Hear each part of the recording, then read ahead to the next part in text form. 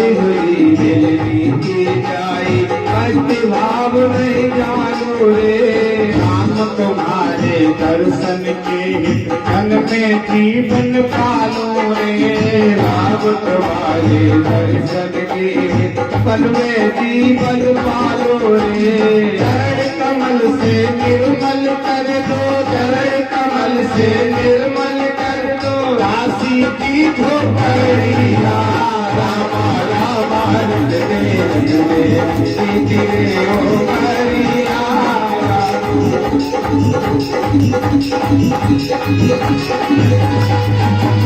रघुकुल नंदन कब आओगे, रघुकुल नंदन कब आओगे, काशी की डगरिया।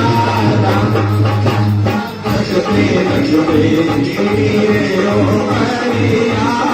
रामा रामा रघुते रघुते ओ करिया।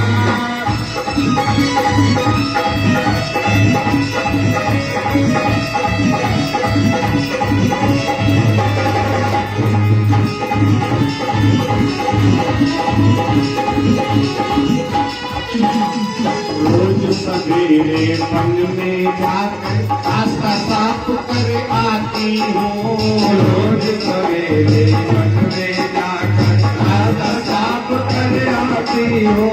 रोज सवेरे मन में जाकर रास्ता साफ कर आती हूँ। रोज सवेरे मन में जाकर रास्ता साफ कर आती हूँ।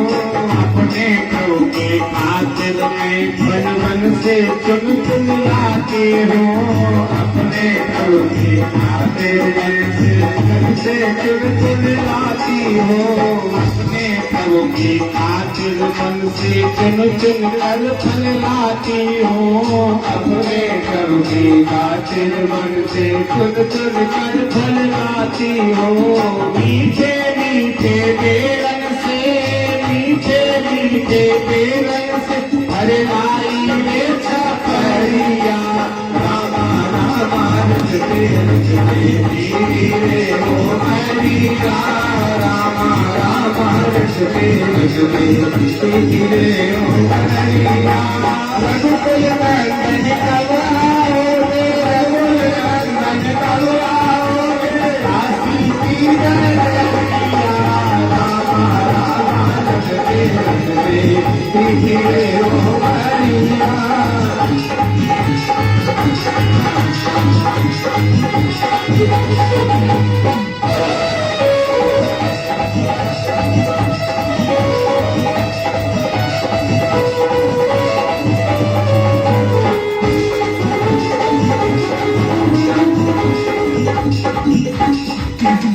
नाथ तुम्हारे दर्शन के हित में अबला एक नारी हूँ। नाथ तुम्हारे दर्शन के हित में अबला एक नारी हूँ। नाथ तुम्हारे दर्शन के हित में अबला एक नारी हूँ। नाथ तुम्हारे दर्शन के अबला एक नारी हूँ। दर्शन मिल गो नैना तर से दिल की बड़ी दुखियारी हूँ। दर्शन मिल जो नैना तर से दिल की बड़ी दुखियारी हूँ। मुझको दर्शन देओ दयामय, मुझको दर्शन देओ दयामय, चारों महल नजरिया। रचते रचते ओ हरिया। रामा रामा रचते रचते ओ हरिया। रामा रामा रचते रचते ओ हरिया। रघुकुल नंदन कब आओगे, रघुकुल नंदन कब आओगे, मिलनी की डगरिया। रामा रामा रचते रचते ओ हरिया। रामा रामा रचते रचते ओ हरिया। रामा रामा रचते रचते ओ हरिया। रामा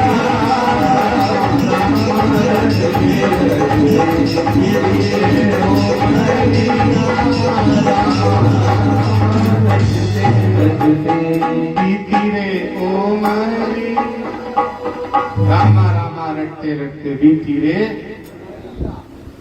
रघुकुल नंदन कब आओगे, काशी की डगरिया। जब भगवान आए तो क्या मांगा? कुछ नहीं मांगा। ये कहा प्रभु हमें भक्त और भगवान के बीच का ज्ञान करा दो। वो हमें ज्ञान नहीं, भक्त और भगवान के बीच का हमें ज्ञान करा दो, वो हमें ज्ञान नहीं है। हमें प्रथम भक्ति का ज्ञान दे दो। तो भगवान ने वहां कहा कि प्रथम भगत संतन कर सत्संग, और दूसर हम कथा प्रसंग। प्रथम भक्ति है संतों का साथ, ये सबसे बड़ी भक्ति है। प्रथम भगत संतन कर सत्संग। देखिए भगवान ने त्रेता युग में दो लोगों को, दो भक्तों को दर्शन दिए, लेकिन दोनों ने कुछ मांगा नहीं। भगवान साक्षात्कार भगवान दोनों के सामने खड़े, दोनों भक्तों को भगवान के चरणों तक पहुंचने का अवसर भी मिला। किसे किसे? उधर केवट को भी दर्शन दिया, इधर सबरी को दर्शन दिया। केवट ने जब नाव से पार किया है तो सीता जी साथ में थी, तो हिय पिय की सिय जानने हारी, और मन मुदरी मन मुदित उतारी। हाथ से अंगूठी उतारी और भगवान राम को दी, तो ये दे दो, उतराई। तो केवट ने वहां क्या कहा?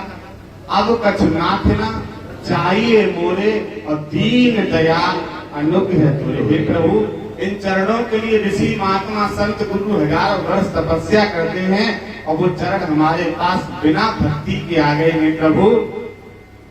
तो हमें अब क्या चाहिए? अब कछ नाथना चाहिए मोरे, और दीन दयाल अनुग्रह तोरे। हमें कुछ नहीं चाहिए।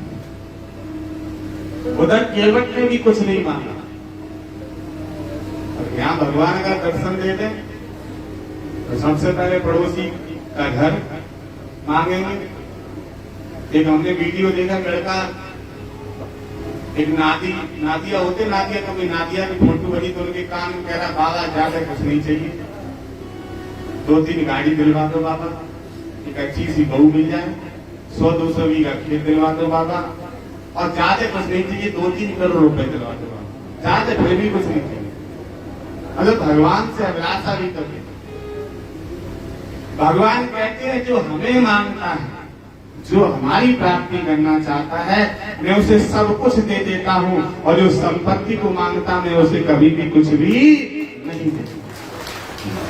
तेरी नजरों में मैं प्यारा नहीं हूँ, तेरी नजरों में गाड़ियां, तेरी नजरों में संपत्ति, तेरी नजरों में परिवार प्यारा है, इसलिए तू मांगता कितना भी रहे, पूजा कितनी भी कर, माला कितनी भी जब, कुछ भी कर, और तूने अगर हमें प्राप्त कर लिया फिर कोई भी इच्छा अधूरी रहने वाली। जा पे कृपा राम की होई, और कृपा पे कृपा करे सब होई, और जा पे कृपा राम की ना होई, बाप पे कृपा करे ना। साक्षात भगवान की दया हो जाए फिर क्या चाहिए?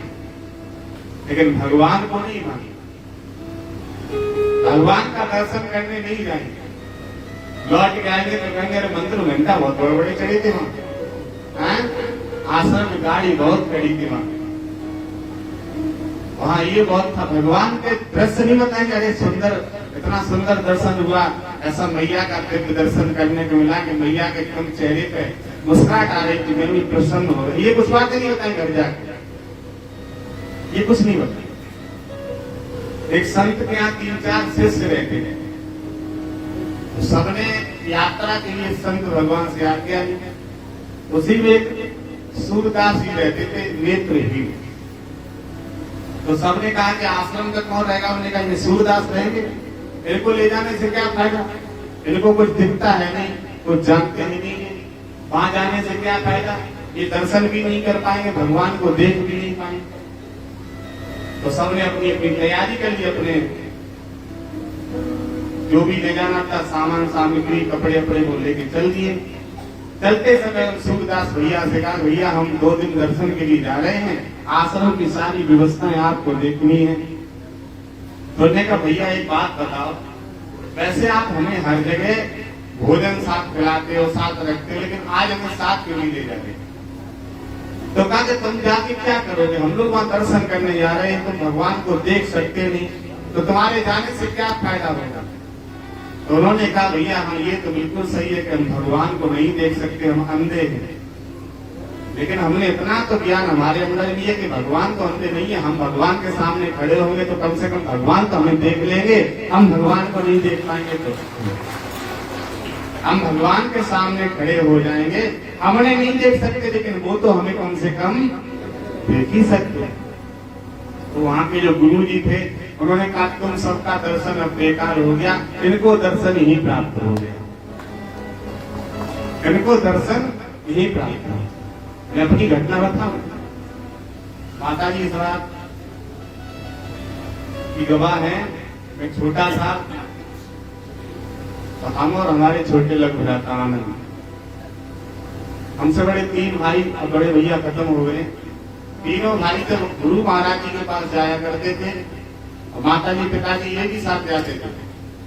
घर का काम कौन करे? वो अजय और आनंद है, तो क्या करेंगे? मतलब छोटे थे तो करेंगे क्या? ये बात याद रखना, कभी भी दर्शन करने के लिए जाना तो जो रुके उसे कुछ ना कुछ खुश करके जाना। अगर तुम जा रहे हो दर्शन करने या गुरु आश्रम में और वो घर में बैठा, अगर उसका मन तुम्हारे प्रति नेगेटिव चला गया तो तुम्हारी भक्ति सारी उसको प्राप्त होगी। अब जब ये लोग जाया करें तो हम दोनों भैया बैठ के रोया करें। ये सत्य बात है, माता जी पूछ लो। 8-8 दिन भैया जी मथुरा आश्रम रुका करें, हमारे नंबर ही ना है छोटे में, हमें नया से बात बनने वाली नहीं है।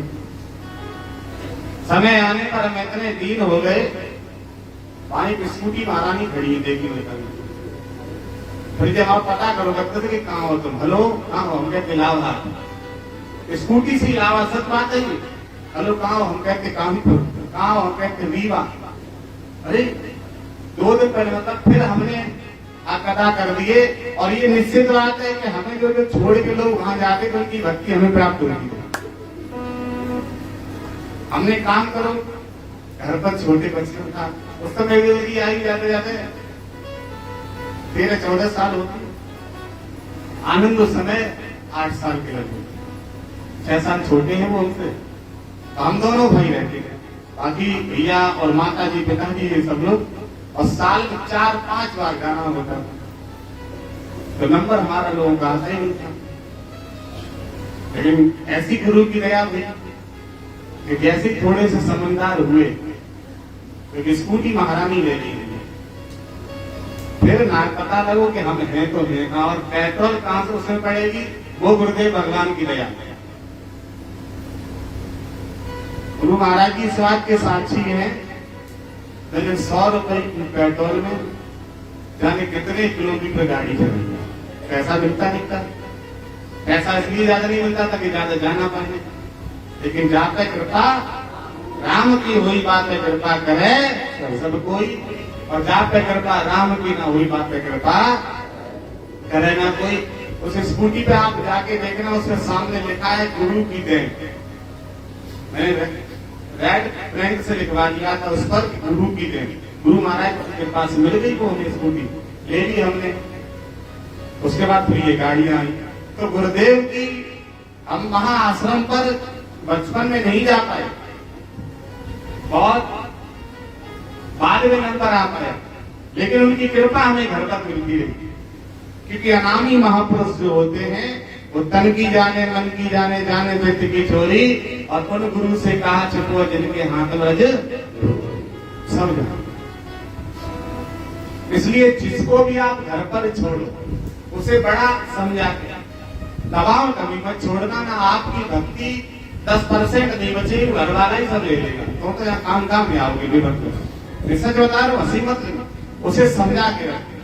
हम तुम्हारे लिए सामान ले आएंगे, तुम्हारे लिए माला ले आएंगे, लॉकेट ले आएंगे, प्रसाद ले आएंगे, कुछ ना कुछ ऐसा समझाओ। ये 150 रुपए का आज की दुनिया में लोग दे दो उसे, लो तुम 100 रुपए ध्यान रखना, जो तुम्हें वो अंदर से बददुआ ना दे। हम हकीकत बताते, संत ने कहा कि वास्तव तो दर्शन इनका हुआ, इन्होंने दर्शन यहीं बैठ कर लिया।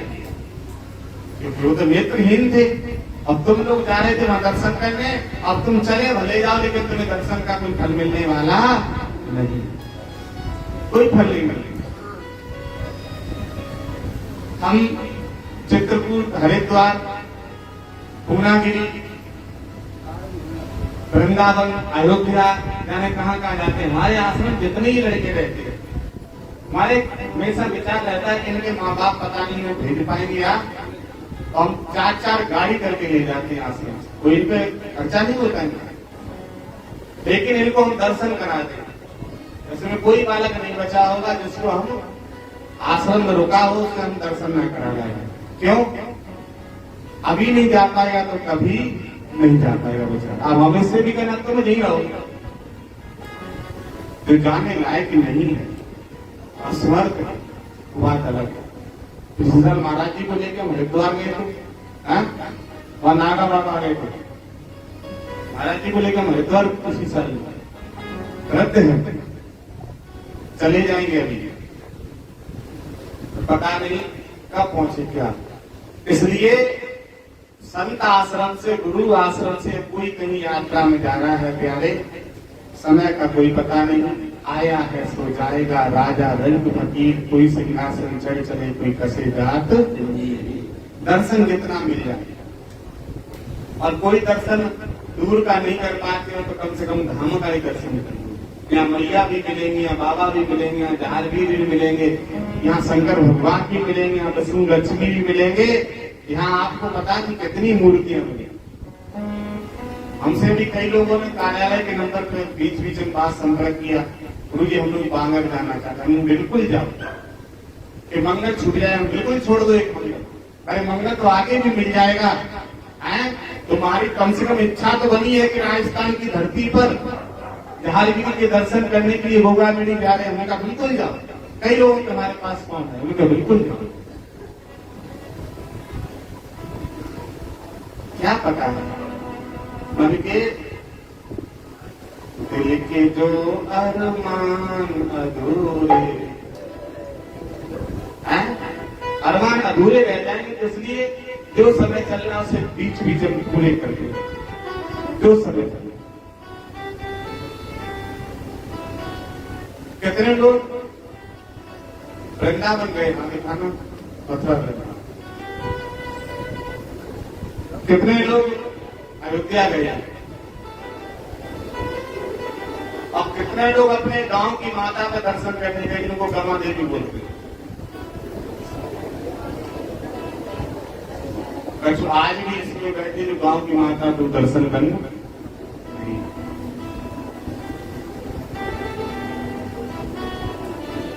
गांव की मैया जो होती है, एक साल में 2 बार तो लोग हर कोई जाता है, नवरात्रि को भी तो चढ़ाने जाते हैं, नहीं जाते हैं? माता हमारी बड़ी बड़ी बाल्टी भर के ले जाती है, 15-15 लीटर की। उनसे पूछो क्यों उतनी, क्यों? मालूम क्या कहते हैं? अरे महाराज पूरे साल तो नहीं चढ़ा पाते, तो कम से कम अब पूरी साल का पूछो मत, फिर इकट्ठा उसे खिलाओ तो क्या वो पहलवान बन जाएगा?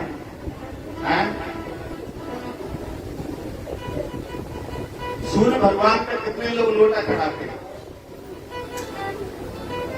और अपने घर पर एक दीपक कौन कौन जलाता है? जय हो, तुम्हारे घर पर कभी भी दूध दही कम ना हो, भगवान खूब भंडार भरे। ये जगह जननी मैया खूब दूधो, कैसे कहती माता हमारी,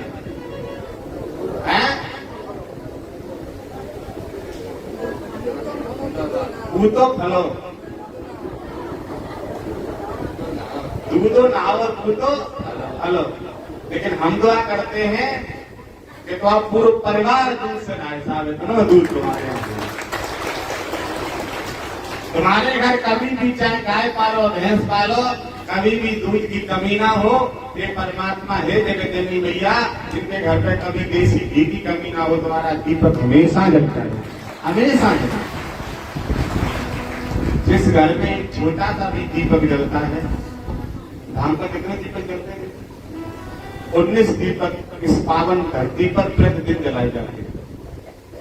और एक दीपक तो हमेशा जलता रहता है, वो अखंड ज्योत जो है वो तो हमेशा जलती है। लेकिन 19 दीपक डेली प्रतिदिन जलाए जाते हैं धाम पे। आप 19 ना जलाओ, 11 ना जलाओ, 5 ना जलाओ, 4 ना जलाओ, कम से कम एक जलाओ। माताएं नहीं हो तो भाई तुम जलाया करो, जिस दिन माताएं ना हो उस दिन तुम जला दिया करो।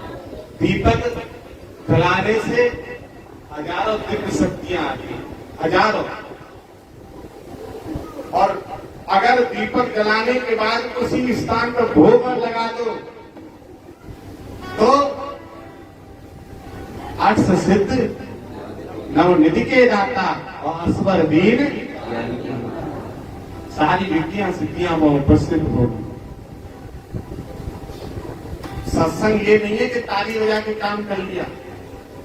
सत्संग ये नहीं सिखाया जाता कि तुम अपनी देवरानी दिखानी से लड़ाई करो, तुम अपने भाई भाई का बंटवारा करो। इस प्रेम प्राधान सरकार में ऐसा सत्संग ना सुनाया गया, ना कभी सुनाया। कई जगह आश्रमों को ये बताया जाता है कि तुम देवी देवता की पूजा मत करो। भैया,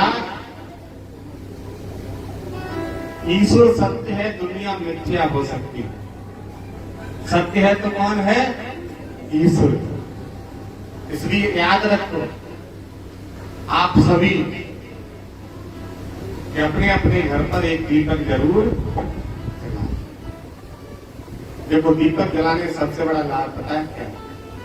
हमारे शरीर पवित्र बहुत रहता है। हमारे घर में दीपक पूजा हो जाएंगे तो स्नान होगा सबका, है ना।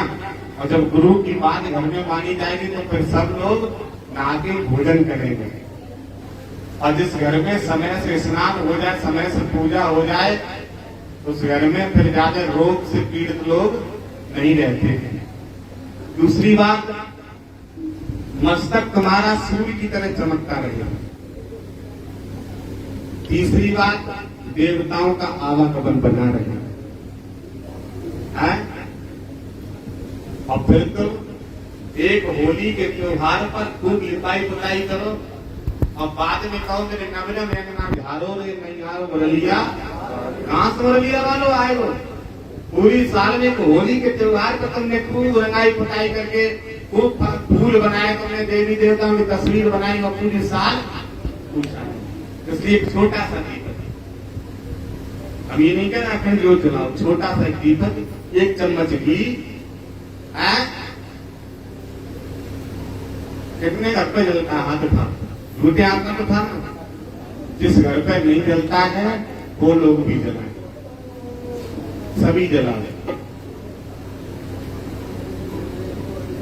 देखो, दीपक जलेगा तो अंदर से फिर लालसा रहेगी किसकी?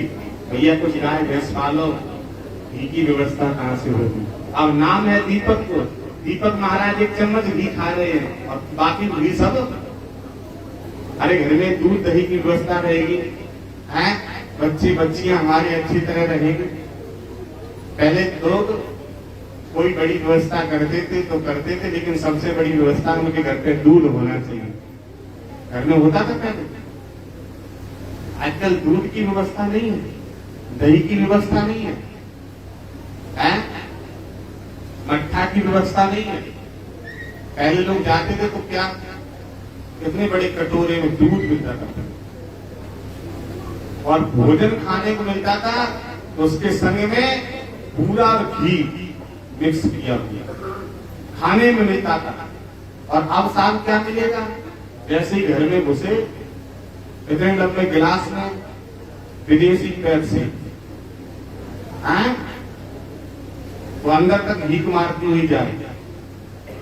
उसके बाद थोड़ी देर बाद रोटी के दर्शन नहीं होंगे, घी के दर्शन नहीं होंगे, गरम गरम पूरी। खाने वाला भी सोच रहा हमारा बड़ा सम्मान हो रहा है। जो ताकत रोटी में है वो ताकत पूरी में नहीं है। इसलिए रोटी में घी लगता है, पूरी में रिफाइंड लगती है। लेकिन सोचने वाले तो कहते था पूरी खाई, अब है ही नहीं घी तो कहां से खाएंगे? 250 ग्राम लला को दूध पिलाकर फिर घर वाले कहता हमारा अब छिम जाए तो पहलवान बने, तो वाला पहलवान बने तो वो लौट के आते हैं, हलो हलो करके चलो आते भाई, सब पहलवानी रास्ता में खत्म हो जाए तो पहलवान बन जाएगा वो। 250 ग्राम दूध पी के पहलवान बनेगा? कभी पहलवान नहीं बन सकता जब तक आप परिवार में गाय भैंस की व्यवस्था नहीं रखोगे। देखो हम धाम चलाते हैं तो हम 2 चीज की व्यवस्था रखते हैं, एक आलू की और एक गेहूं की। और हम संगत को भरोसा नहीं करते हैं, हम धाम की तरफ से 100 बीघा जमीन कराते हैं। ट्रैक्टर इसीलिए खड़े हैं आश्रम। हम स्वयं, आपने भी देखा, हम स्वयं खेती में काम करते हैं। क्यों? क्योंकि जब अपनी चीज होती है तो फिर खूब भंडारे करो। संगत के भरोसे पर है, कोई 1 पैकेट लाएगा या 20 पैकेट, एक भंडारे का कहां से आलू आएगा? एक साल में लगभग 400 पैकेट आलू लगता है, कौन संगत इतना दे देगी? इसकी अपने घर पर अगर आप व्यवस्था करके रखोगे दूध दही की तो खाने को मिलेगा। तुम दूधिया के फल पर ताकतवान कभी बनने वाले नहीं हो, ये ध्यान रखना। अच्छी तरह से दिमाग में भर लो, दिमाग में भर लो, कभी नहीं हो सकता। पिछले साल से हमने एक नई खेती शुरू कर दी जो पहले हमारे लोग करते थे, और इस बार उसकी फसल भी तुम खा रहे हो। ये मटर कोई मोल नहीं आती है, ये हमने खेत में उगाना शुरू की है। चना मोल नहीं आता है, चना की खेती हमने कराना शुरू कर दी है। मसूर मोल नहीं मंगाते, मसूर की खेती करना शुरू कर दी है। पिछली साल राजमा की भी खेती कराई थी, इस बार और बढ़ाएंगे। कोई बिक्री नहीं करना है ताकि हमारी जो फसलें बंद हो गई वो फिर से चालू हो जाए। ये शुद्ध चीज है। इसलिए आप सबसे कहते हैं कि आप सभी जो गेहूं खरीद के जिस घर पर रोटी बनती है, बुरा मत मानना, लाइव सुन रहे हो वो भी, क्योंकि शहर के लोग ज्यादा लाइव सुनते हैं। जिस घर पर गेहूं खरीद के रोटी बनती है उस पर शाम को पूछ के बनती है क्या रोटी खाओगे। और जिस घर पर अपने खेत के अनाज की रोटी बनती है उसे को कभी पूछा नहीं जाता 4 रोटी बच जाएंगी, गाय को खिला देंगे, भैंस को खिला देंगे, कुत्ता को तो डाल भी पूछा नहीं जाता है। क्योंकि वहां फिक्स गेहूं दिया जाता है, 5 क्विंटल का खर्चा है तो 5 क्विंटल लेंगे। और लेकिन जो पैदा करते हैं फसल को वो कभी तौल के नहीं भरते हैं, वो तौल के नहीं भरते। इसलिए प्रयास करो कि हमारे घर पर हमेशा दूध दही की व्यवस्था तभी बने। अब घर पर 1 लीटर दूध मोल आता है, उसमें 10 सदस्य हैं। हमारे घर में 1 लीटर दूध मोल आता है, 1 लीटर में अकेले पी जाएंगे। तुम 10 सदस्य 100 ग्राम में पहलवान बनना चाह रहे हैं? 1 लीटर कोई दूध में दूध है? हमने बचपन में ऐसे से कटोरा भर के दूध पी लिया। आज भी क्षमता रखते हैं, सब लड़कों से ज्यादा पी जाएंगे और इन सबसे ज्यादा दौड़ लगा देंगे आदमी, जितने नए अच्छे रहते हैं। क्यों? दूध पिया नहीं जाता है। आप सभी ये घरेलू सत्संग हम सुना रहे हैं, अपना भोजन अच्छा रखोगे, बाजार में कम से कम आपातकालीन मर्यादा ना से कहीं फंस जाओ, कहीं बाहर चले जाओ तो बात अलग है, लेकिन डेली बाजार का कुछ ज्यादा मत खाओ। इसमें इतना मिर्च मसाले बड़े होते हैं कि वो आपको कभी भी बलवान और तेजवान बनाने वाले। जो घर की दाल में आनंद है वो बाहर की दाल में आनंद नहीं है। जो घर के भोजन में स्वाद है वो बाहर के में स्वाद। तो इसलिए पवित्रता रखो, घर का भोजन पवित्र है। प्रयास करो घर पर भी, प्रयास करो। तो बात इस बात से शुरू हुई थी कि हर घर में दीपक जलना चाहिए, हर घर में, और हर प्रत्येक प्राणी को 1 लोटा सूर्य भगवान को जल भी देना चाहिए। हम लोग मनुष्य रूप धारण करके आए हैं, बड़े भाग्य मानुष तन पावा, सुर दुर्लभ सुध ग्रंथ ना रावा। भगवान कहते हैं जिस भक्त का भाव पवित्र है, तन पवित्र है, जिसके घर में पूजा पाठ होती है, हम उसको अवश्य दर्शन देते हैं किसी न किसी रूप से। निर्मल मन जल सोई मोरे पावा, मोए कपट छल छिद्रना। निर्मल मन जल सोई मोरे मोए कपट छल छिद्रना। कितने भी टाइम स्नान करो, 1 लोटा सूर्य भगवान को जल दे के, आपके घर में कोई देवी देवता का स्थान है, गुरु स्थान है, वहां थोड़ी देर प्रणाम कर लो, कुछ मंत्र जाप कर लो, फिर अपने दिनचर्या का जो भी काम करते हो आराम से फिर करो। उसके बाद एक माँ थी, बहुत सत्संग सुंदर है, ये गुरुवाणी है, हमारे पूज्य गुरुदेव भगवान इस सत्संग को सुनाया करते, पंक्ति बंद करके सुनो, उनकी वाणी आ रही, बहुत पवित्र वाणी है। भगवान पर जो लोग भरोसा रखते हैं, देर हो सकती है लेकिन अंधेर नहीं हो सकती। एक माँ थी, तो माँ की आयु लगभग 30 वर्ष थी, तभी उनके पति ब्रह्मलीन हुए। घर में एक बच्चे ने जन्म ले लिया था बेटा ने। माँ ने अपना पूरा सब कुछ उस बेटे को समझ लिया, सर्वस्व। अपना तन से सेवा करना शुरू कर दी, जो भी मेहनत मजदूरी, उस बच्चे को पालना शुरू कर। लेकिन साथ ही साथ भगवान की प्रार्थना करने लगी और भगवान को इतना पूजने लगी कि भगवान को अपने बच्चे की तरह भगवान की भी सेवा करने लगी। वो बच्चा धीरे धीरे, उनका बेटा बड़ा हुआ, विद्यालय में जब पढ़ने के लिए बैठा दिया गया, तो जैसे विद्यालय में पढ़ने के लिए बैठाला गया तो आरती नसीर को आरती आवाज सुनेगी। हमारे बगल में जो माताएं बैठी हैं, ये तुम्हारी माता जी जो पिछले मंगल की नाराज हो गई थी, जैसे कोई सत्संग सुनने आया करे, इधर मुंह करे किया करे, पीछे न बैठा करे। हाँ, इन्हीं को बता रहे हम, इनसे को इधर मुंह करे, हमारी तरफ पंचायत में लगाया करें। ये पाप का बैठा ले आ सकती, तुम नहीं ले आ सकती। 4 माताओं को बैठा कर बात कर, तुम्हारे बगल आरती को टोकना है सबको, इधर बैठे, ये माताएं बैठी सामने।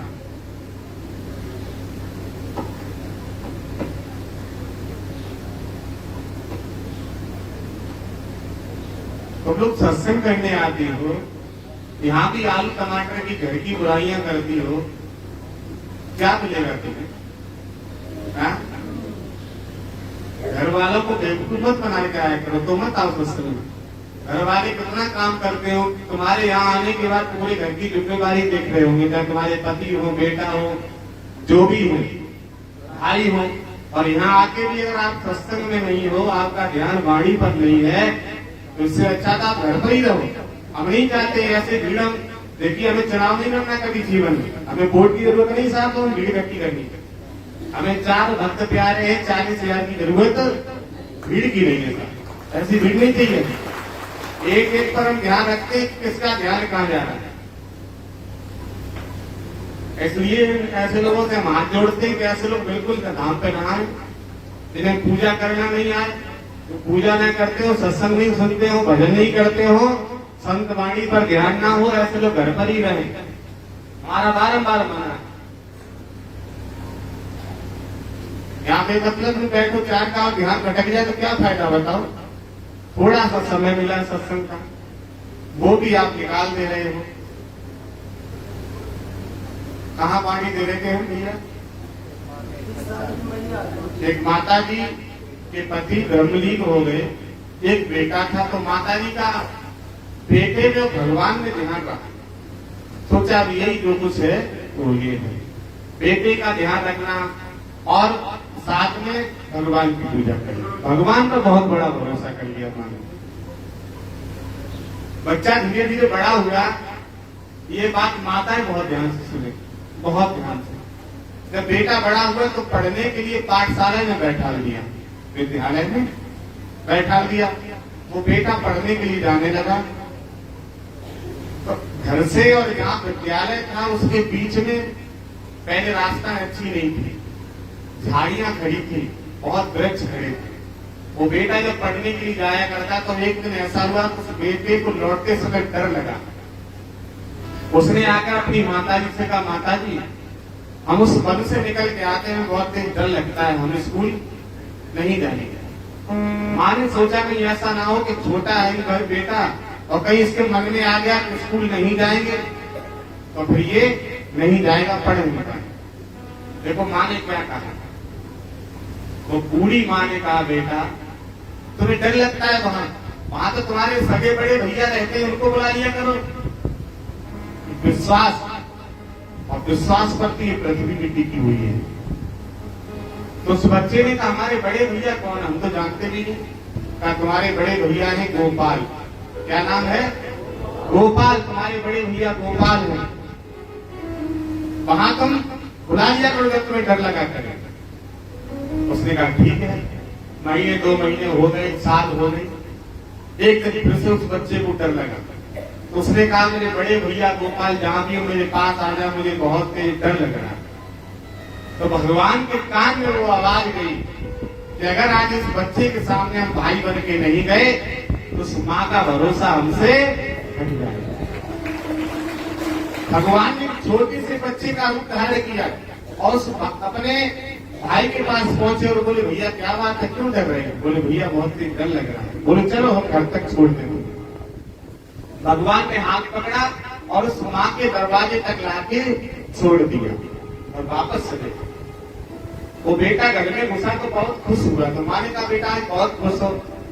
बोले, माता जी अब हमें डर नहीं लगेगा। क्यों? आज हमारे बड़े भैया गोपाल दरवाजे तक छोड़ के, अब तो माँ ने अंदर ही अंदर प्रभु बहुत प्रणाम किया। था प्रभु आज आपने बच्चे के अंदर साहस बना दिया, हिम्मत बना दी, अब हमारा बेटा पढ़ने में कामयाब हो जाए। धीरे धीरे धीरे धीरे समय व्यतीत हुआ। शरद पूर्णिमा आई। तो शरद पूर्णिमा से एक दिन पहले सभी अध्यापकों ने सभी बच्चों को इस तरह बैठाया और कहा कि सभी बच्चे अपने अपने घर से 1-1 लीटर दूध लाएंगे, कल खीर बनेगी और सभी बच्चे लेके आएंगे। भैया सब बच्चे अपने अपने घर गए। वो बच्चा भी गया। उसने कहा, माँ कल विद्यालय में 1 लीटर दूध ले जाना है। अब वो माँ इतनी गरीब थी कि मजदूरी करके तो बच्चे को पाल रही थी। उसने कहा, बेटा हम 1 लीटर दूध कहाँ से लाएंगे, हमारे पास तो दूध नहीं है। तुम एक काम करना, तुम्हारे बड़े भैया गोपाल के पास बहुत गाय है, उनसे जाके दूध मांग लेना, वो तुम्हारी व्यवस्था। अब इतना बड़ा भरोसा भगवान पर हो गया। वो बेटा पढ़ने के लिए जब गया, रास्ते में पहुंचा, उसी जगह खड़ा हो गया। बोले, मेरे बड़े भैया गोपाल जहां भी हो मेरे पास आ जाए। भगवान फिर से आगे बच्चे के रूप में बोले, हाँ भैया बताओ। बोले, आज विद्यालय में खीर बनेगी, पूर्णमासी है, शरद पूर्णिमा, तो 1 लीटर दूध मंगवाया है। माता जी ने कहा कि बड़े भैया पे जाके मांग लो। भगवान ने कहा, तुम यहीं रुको, हम गौशाला से लेके आके, गौशाला थोड़ी दूर है। और भगवान वहां से 2 कदम हटे, अंतर ध्यान हुए, तुरंत प्रभु ने 1 लोटा दूध प्रकट कर दिया और 1 लीटर के पात्र में दे दिया कि लीटर। वो बेटा दूध लेके विद्यालय में पहुंचा। एक बड़े से पात्र में, बड़े से भगोने में सारा दूध इकट्ठा किया जाता था। जो भी लाता था उसका उसमें उसने भी जाके दे दिया कि लो गुरु जी हम भी दूध ले आए। जो अध्यापक थे उन्होंने जैसे ही दूध को लेके और ऐसे पकड़ के जैसे उस पात्र में डाला, पूरा पात्र भर गया, लेकिन दूध की धार बंद, पूरा पात्र भर गया। अब जो अध्यापक गण थे तो उन्हें लगा कि ये कुछ इसमें तंत्र विद्या करा लाया, ये तो इतना गरीब है, इसके पास दूध पहले आया कहां से? अध्यापकों ने क्या किया, उस बच्चे में 2-3 थप्पड़ मार दिए। वो बच्चा रोने लगा। हमारा इसमें कोई दोष नहीं, हमारे बड़े भैया ने दूध दिया। अध्यापक कहने लगे, तुम अनाथ है, तेरा कोई बड़ा भाई नहीं है। उसने कहा, हमारे बड़े भैया यहीं रहते वन में। तो सभी अध्यापक खीर बनाना तो भूल गए कि चलो अपने बड़े भैया के हमें दर्शन कराओ, मिलाओ हमसे। वो बालक आगे आगे रोता हुआ जा रहा है, पीछे से अध्यापक गण जा रहे थे। उसी वन में पहुंचे, उस बच्चे ने फिर से आवाज लगाई। पीछे आवाज आ रही है? उस बच्चे ने फिर से आवाज लगाई, मेरे बड़े भैया गोपाल जहां भी हो मेरे पास आ जाए। भगवान फिर से प्रकट हुए, बच्चे के रूप में धारण हो गए सामने। बोले, हाँ बताओ भैया। बोले, भैया आपने हमें सुबह दूध दिया था लीटर के? हाँ। बोले, हमारे गुरु हमें मार रहे हैं और ये कह रहे तुम कहां से तंत्र विद्या करा के लाया है? तो भगवान ने कहा, तुमने कहा नहीं कि हमारे बड़े भैया ने? हमने कहा, खुद भी मारा हमें। अब उस बच्चे की आवाज और भगवान की दोनों की आवाज उन अध्यापकों के कान में जा रही है, लेकिन दिखाई केवल बच्चे ही दे रहा है। वो बोले बेटा हमें आवाज तो आ रही है, कोई दिखाई नहीं दे रहा है। तब उस बच्चे ने कहा भगवान से कि भैया हमारे गुरु जी को भी आप सामने आ जाओ, नहीं कि हमें बहुत मारेंगे, हमें विद्यालय में पढ़ने नहीं देंगे। भगवान उस बच्चे के सामने भाई बन के आते थे, लेकिन जब अध्यापक लोगों के सामने आए तो सुदर्शन चक्र गदा संग लेके प्रभु प्रकट हो जाते हैं। बोलिए प्रभु भगवान की, नारायण भगवान की। आज प्रभु प्रकट हो गए, सभी अध्यापक गणों को मूर्छा आ गई, जमीन पर गिर गई। वो विकास रूप देखा, जमीन पर गिर गई। भगवान वहां से अंतर ध्यान हो गए। होश आया तो सभी अध्यापक उस बच्चे से कहने लगे बेटा एक बार फिर से बुला दो अपने भैया। आकाशवाणी होने कहा अब ऐसे हम तुम्हारे सामने नहीं आ सकते। इस बच्चे की माँ का प्रताप है और इस बच्चे का प्रताप था, हमने तुम्हें एक बार दर्शन दे दिया। इस बच्चे की माँ की तरह तुम भक्ति करोगे तब पुण्य से तुम्हें जीवन में दर्शन देने के लिए आएंगे, इनका दर्शन नहीं। तो भगवान जब लीला करते हैं, कौन से हीरे जड़े थे नरसी की करताल में, क्या समझ के फंस गए थे नंदा जी के जाल में, क्या लाया था विप्र सुदामा फटे से रूमाल में, और क्या खाया था बन जाकर के द्रौपदी के थाल में। जिनके खाए झूठे वेद उनकी क्या औकात थी। मेरे प्यारे भक्तों, ये तो प्रेम और भक्ति की बात थी, प्रेम भक्ति की बात। प्रेम में वो ताकत, इसलिए ऐसे भगवान नहीं आएंगे कि नवे नवे कहना झाड़ो रे नहीं आओ मुरलिया, अभी मुरलिया वाला नहीं आएगा। भाव पवित्र हो, घर में झाड़ू मत लगाओ, कुछ भी मत करो। अगर मन पवित्र है, बुद्धि पवित्र है, घर में भ्रष्टाचार है, संतों का आगमन है और भक्ति मार्ग है, तो भगवान कांटों पर भी चलते हुए तुम्हारे यहाँ दौड़ते चले। और लेकिन मन पवित्र नहीं तो डेली पोछा लगाओ, डेली सफाई करो, डेली संगमरमर बिछवाओ, डेली तुम गलीचा बिछवाओ, भगवान को भी आने वाले हैं। जब तक अंदर की कुरीतियां, दूसरे का बुरा सोचोगे तो भगवान दर्शन देंगे। हमेशा ये सोचो प्रभु ये लोग आए, सब प्रसन्न रहे, सबको खुशी मिले, सबकी बीमारी हरण हो और सभी अपने अपने घर पे पूजा पाठ करें, तो जरूर तुम्हारे जीवन में खुशियां होंगी। दूसरे के लिए भला सोचो, तुम्हारा भला अपने आप हो जाए। बुरा जो देखा नहीं चला, बुरा न मिला कोई, जो दिल खोजा आप ना तो मुझसे बुरा ना कोई। अपने अंदर झांक के इसलिए प्रयास ये करो हमेशा कि हम जितना हो सके उतना अपना सुधार करें। जो जाने ताए ते वो जगाई और जानत तुम्हें तुम्हें हुए। जानने का मतलब भगवान कह रहे कि जो जानने के योग्य है वो जानने के योग्य कौन है? मनुष्य। उसे जना दो, उसे ज्ञान दे दो और जानत तुम्हें तुम्हें हो जाए। तुम 4000 लोगों को ज्ञान दोगे, तुम्हारी चर्चा 40,000 में हो जाएगी, तुम्हें 40,000 जान जाएंगे लोग। हम तुमसे कहते हैं जगह जगह प्रचार किया करो, प्रवचन किया करो, लेकिन नहीं तो कभी तुम्हें कोई जानता नहीं है। तुम्हारी घरवाली और बाहर वाली दो ही जानती, तीसरी कोई जानने वाली है नहीं।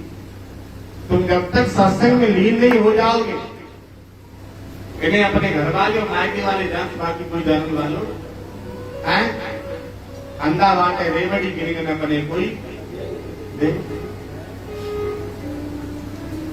फिर अंगना बढ़ा रहा तो मरगिया वालों आओ ना। मरगिया वालों कहां से आए हैं वो? जिसका प्याला पिया है वो बेवकूफ थे, इतनी ताड़ना झेली है प्रहलाद ने वो बेवकूफ थे, ध्रुव ने इतना संकट झेला वो बेवकूफ थे, तब भगवान ने दर्शन दिया है। तुम वैसे ही दर्शन करना चाहते हो? 4 दिन अगरबत्ती लगा ली, 5वें दिन हमारी गाय बीमार पड़ गई, आज हम पूजा नहीं करेंगे, साहब से अगरबत्ती पड़ी। गाय बीमार पड़ेगी तब, और गाय ने तुम्हारे 50 लीटर दूध दे, तब क्या हुआ? तब तुमने जाके भगवान को दे दिया 50 लीटर दूध, या कहीं जाके मंदिर बनवा दिया? कहीं मंदिर बनवा दिया हो तो हमें बताओ। लेकिन एक थोड़ा सा घर में नेगेटिव कुछ हुआ, भगवान को दोष दो। कर्म करो तुम, भगवान को दोष लगाओ। इसलिए प्रयास करो, कोशिश करो कि हम नित्य पूजा अपनी जरूर करते रहें। और हर मंगल हम बताते हैं कि 1 महीने में एक दिन संत को किसी को भोजन भी करा दिया करो। संत ना मिले तो हमने अभी साथ पिछले मंगल ने उससे पहले मंगल कहा था कि अपने घर की कोई कन्या कोई चुन लो जिसकी उम्र 15 साल से नीचे की है, कोई कन्या, और या कोई बेटा छोटा सा अपने घर का, और उस दिन उसे संत रूप से देखो, उसी को संत मान के प्रसाद बनाओ। घर में आप भोग लगाने के बाद उन्हें खिलवा दो, दक्षिणा जो भी बने वो दे दो, और अपने परिवार में सब लोग पालो, तो ये मानो साक्षात परमात्मा हमारे घर पे आगमन हो गया। 1 महीने में एक दिन तो कम से कम संत को भोजन करा। हमारे पूज्य पिताश्री हर एक पूर्णमासी को संतों को भोजन कराया करते और 5 रुपए दक्षिणा दिलवाया करते। मैं बहुत छोटा था उस समय। कितने भी संत आ जाए, चाहे 10 आ जाए, चाहे 20 आ जाए, कोई केवल 5 रुपए दक्षिणा देना उस समय। और हर पूर्णमासी को एक उनकी तिथि निश्चित थी, और 12 पूर्णमासी के बाद फिर एक पूर्णमासी का अखंड कराया करते। जैसे 12 पूर्णमासी हुई, साल पूरी हो गई, फिर एक पूर्णमासी अखंड कराते थे, फिर भंडारा कर दिया करते थे। छोटा मोटा जो भी गांव मोहल्ले के लोग वो प्रसाद पाए। वो उनका ये एक गृहस्थी में रहेगी, किसान के बेटा होकर उन्होंने जीवन में इतना किया। 1 महीने में 100, 200, 500 रुपए ये खर्च होंगे, लेकिन इसका फल जरूर मिलेगा। और आज उन्हीं के पुत्र बन के आए हैं जो आप लोगों के बीच में बैठे। ये पूज्य पिताश्री की भक्ति का बड़ा फल रहा। वो संत नहीं होते तो जन्म नहीं होता, और वो गुरु से नहीं जुड़ते तो हम भी गुरु जी से नहीं जुड़ते।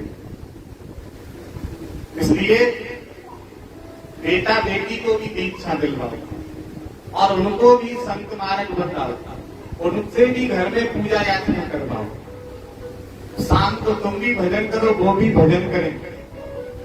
लेकिन नहीं, बेटा अलग फोन कर रहे हो, वो कहूँ बुराई कर रहे हो, बेटी अलग बुराई कर रही है, मम्मी अलग बुराई कर रही है, पापा अलग बुराई कर रहे हैं, और जो घर में नहीं वो बाहर दरवाजे में बैठ के वो काम बुराई नहीं। शाम को फोन चलाओ, अच्छी बात है।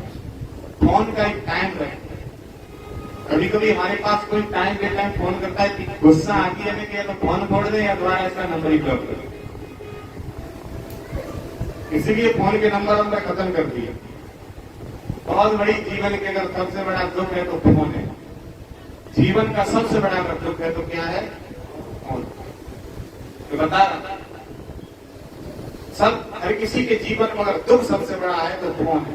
आप भोजन कर रहे तब तक फोन आ गया, फलाना आदमी मर गया, भोजन छूट गया। फोन सबसे बड़ा दुख है।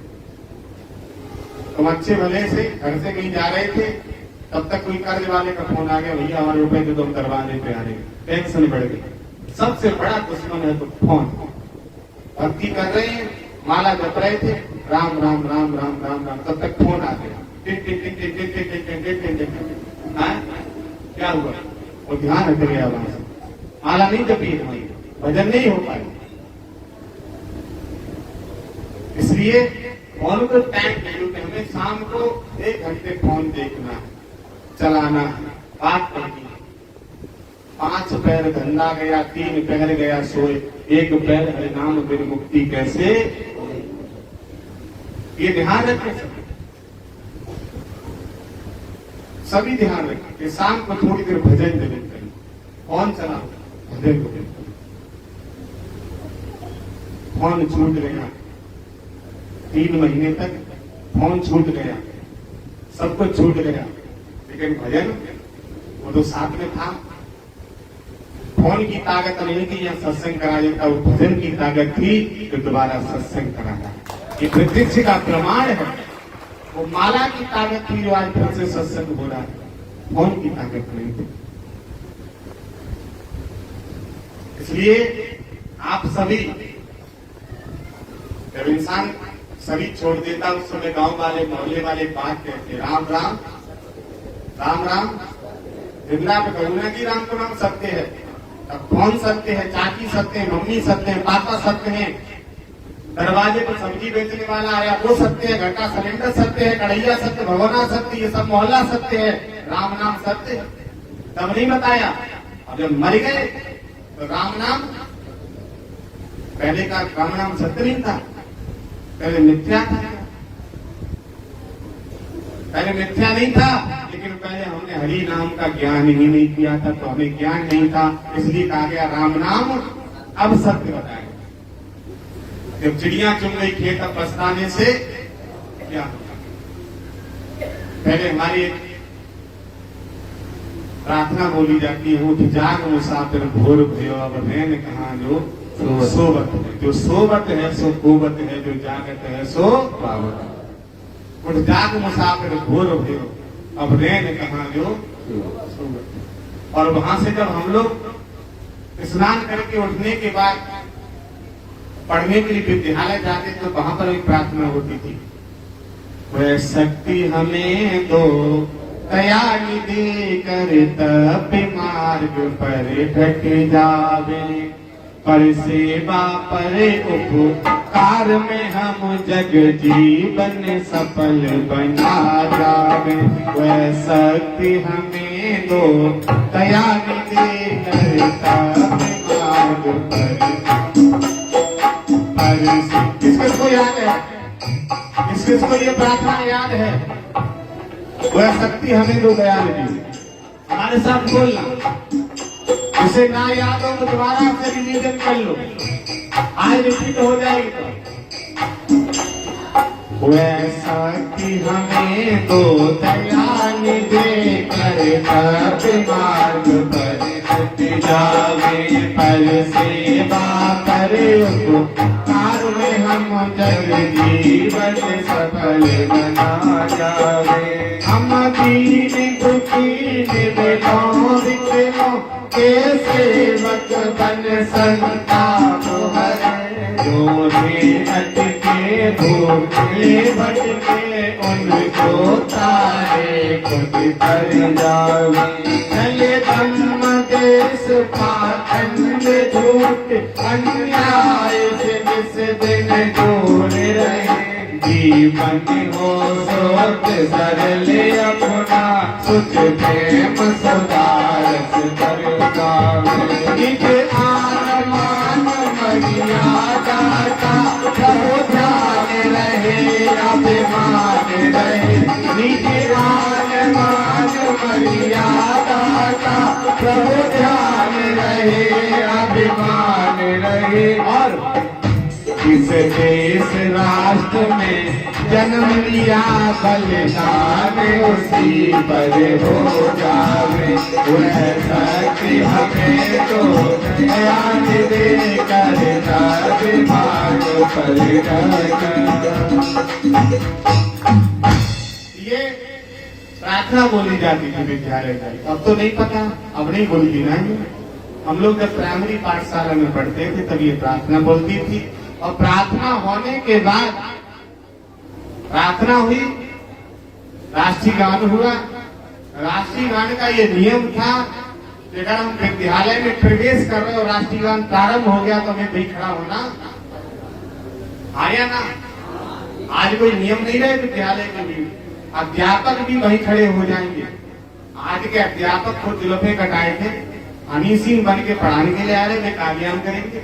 हमारे गुरुदेव जब हमें पढ़ाया करते थे विद्यालय, जो अध्यापक जो पढ़ाते थे मास्टर साहब, तो हम देखते थे बच्चे भी, हम सब भाई बहने, कि अगर राष्ट्रीय गान प्रारंभ हुआ है और वो काफी पीछे आ पाए तो वहीं खड़े हो गए। और वहीं खड़े होने के बाद इस तरह ऐसे खड़े होके और प्रारंभ कर। लेकिन आज चलते चले आ रहे, आज चलते चले आ रहे। हम पढ़ते थे उस समय नाखून बहुत चेक होते थे, बाल वो आदत आज भी पड़ी है। नाखून आज भी हमारे, देखो अभी अचानक से चर्चा चली है, लेकिन आपको नाखून हमारे नहीं मिल सकते। ट्रेनें लगी थी आज संडे की हमारी आ गई, इतवार दिन पड़े आश्रम हो तो हम कच्चे कपड़े नाखून साफ कर देते, क्योंकि बचपन की आदत है। दांत दे के जाते थे, दांत दिखाओ, अरे हाँ या ना, तुम्हारे नहीं देके जाते क्या है? कपड़े साफ होने चाहिए, चाहे भला पुराना कपड़ा हो। पुराने पर नहीं पिटते थे हम लोग, पुराने कपड़े नहीं पिटते थे, साफ कपड़ा होना चाहिए। आज तो बिजली है, हर जगह लाइट की व्यवस्था है, तब कोयला की प्रेस से प्रेस करते थे। आंखों में काजल होना चाहिए, है? आज आंखों में काजल हो या ना हो, लेकिन पढ़ने वाले लड़के को पीछे जुलफियां कटी हो और पढ़ने वाली लड़की के होठों पे लाली लगी है। सर आज ये संस्कार है विद्यालय, संस्कार ये हो गए।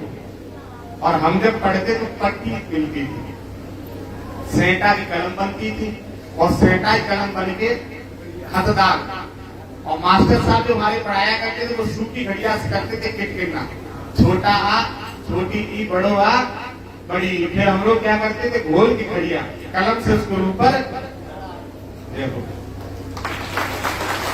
उसके ऊपर कलम से पढ़ाया करते थे। ये एक दो दिन नहीं चलता था ये क्रिया, एक दो दिन नहीं चलती, साल चलती रहती थी। पहुंचे मास्टर साहब ने सबकी पट्टियां ली, छोटा बड़ा बना दिया, हम उस पर बोलते नहीं हो, हाँ या ना करते थे। फिर क्या होता था, वो छोटा पट्टी पे से उठा और खोपड़ी में भर गया। फिर हमसे कहीं भी भारत में लिखवा लो छोटा, हाँ, क्योंकि पट्टी पे नहीं था, वो कहाँ आ गया, खोपड़ी में आ गया। इतनी बार हम लोगों को रिपीट कराना पड़ता।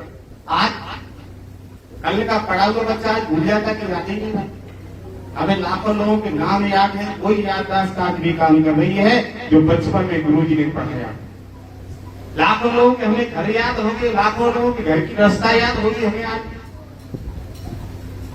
क्यों? क्योंकि उस समय पढ़ाई पे इतना प्रेस रहता था। पिताजी हमारे एडमिशन कराने गए, जिन्होंने हमें बचपन में पढ़ाया, उसकी उम्र बहुत हो गई है, राजवीर मास्टर साहब, क्या बताओ क्या। तो मास्टर साहब हमारे जो थे गुरुजी, हमारे पिताजी ने कहा था कि जितना मार पाओ उतना मारना, घर पर शिकायत मत करना। ऐसे आज नहीं कहा जाता है, और आप सबके भी पिताजी ये कहते होंगे शायद, कुछ ना कुछ तो।